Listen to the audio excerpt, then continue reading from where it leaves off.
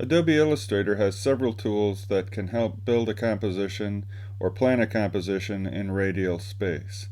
In these videos I'll look at the polar grid tool, which can build you a polar grid that can be modified in a variety of ways. If I need to have symmetrical or even asymmetrical arrangement of information.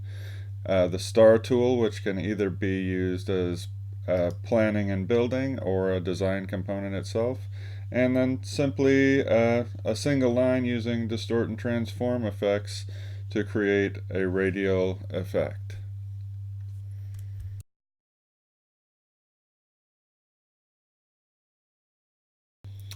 The polar grid tool is one of the family of tools in the line segment tool. So there are several others in here. There's the arc tool, which I haven't found much use for. There's the spiral tool, which I occasionally use either for organization or decoration, and the polar grid tool, which, like any of the shape tools, if I click on the artboard, I can set a specific height and width and number of dividers, both concentric and radial, and that will create a shape for me. So knowing how many divisions I need is a good starting point.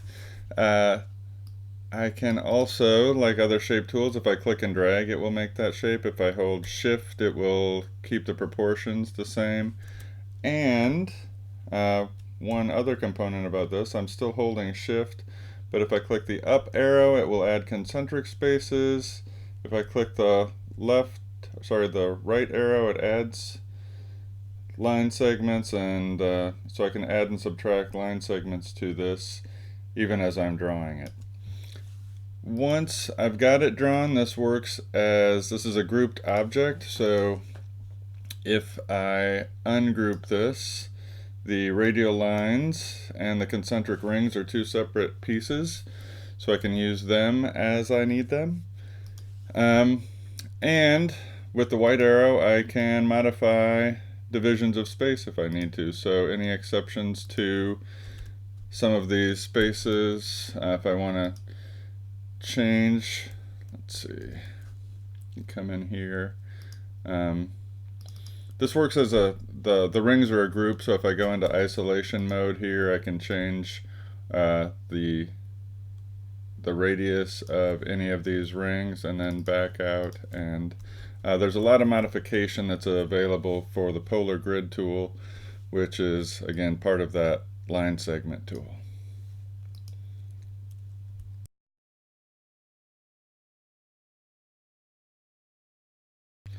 The star or polygon tools can be used to create either their own decorative components or just as guides for building a layout. So I could either include the star here in the design or use it as a decorative component, or delete it altogether and just let this become my composition. The star tool is part of the rectangular ellipse tools, and the polygon will get the same effect. It's just a matter of how many points you have, but by default, usually if I click and drag this, I'm going to get this kind of a soft play school star. If I hold option while I'm doing it, it gets kind of the pointed star like the American flag or Chinese flag or whatever star you want. Similar to the other, like all the shape tools, if I click on the artboard, I can input my inside radius, my outside radius. Actually, this is the radius 1 is the outside radius, radius 2 is the inside radius, and how many points I need. So if I want a 6-sided star, it can give me that. But if I click and drag this, holding shift will keep it straight up and down or not, but as I'm clicking and dragging, if I use the up or down arrows.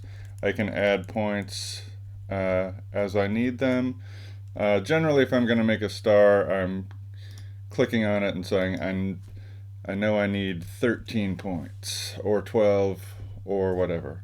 If I show some of these things again, these curvy versions are really just using the star tool, but rounding the corners. So if I click on any one of these corners, I can round the corners down to the point where it becomes a different look than the sharp pointed star, and I can use that star for arranging different components that I might want to display. One thing that doesn't really have to do with the star tool, but is that may be a useful tool in Illustrator if I'm working with something like this kind of an arrangement.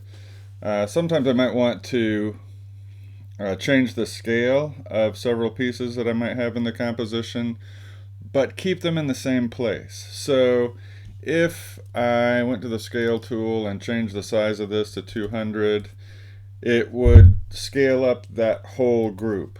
But if I go to Object, Transform, Transform Each, I have this box that can specify an orientation point for each of those items and scale them up where they sit in the composition. So I could have an outer ring that is bigger, that uses bigger circles and smaller inner circles, but that is the star tool, and Object, Transform, Transform Each.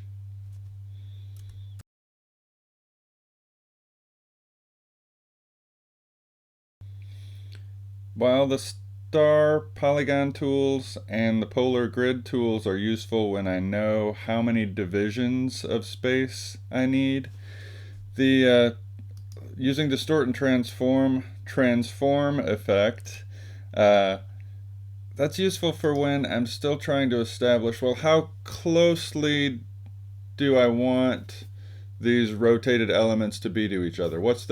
How many degrees of rotation looks good for their divisions? This is, if I look at this in outline mode, this is just a single line, but I'm using Distort and Transform to rotate it. So let's take a look at how that happens.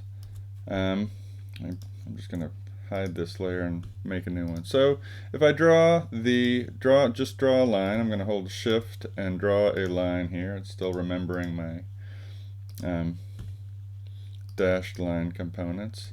But I can make this however long I want, and then there's two places that I can access this. Either in the appearance window down here, there is a Effects, Distort and Transform, which seems redundant, but that's what they call it. And also under the main menu, Effect, Distort and Transform. It's the same access point, but I'm going to leave the appearance window open here. So if I select this, I can choose like how many degrees of rotation do I want. Anything that's equally divisible in 180 degrees is going to give me a perfect circle. If it's not, then I'll get this kind of interference pattern. But let's start with, let's say 17 is a prime number. So let's see, if I click on the preview, it'll show me this is going to rotate, but I can also make a number of copies. And this is where the magical appearance of the Distort and Transform comes into play. If I just click the up arrow, I'm going to make several copies of these, and this is what I was talking about with that interference. If I keep going around, because 17 doesn't divide evenly, I'll almost get... well, you see the point, right? That there can be several... I can make several copies in one go-round.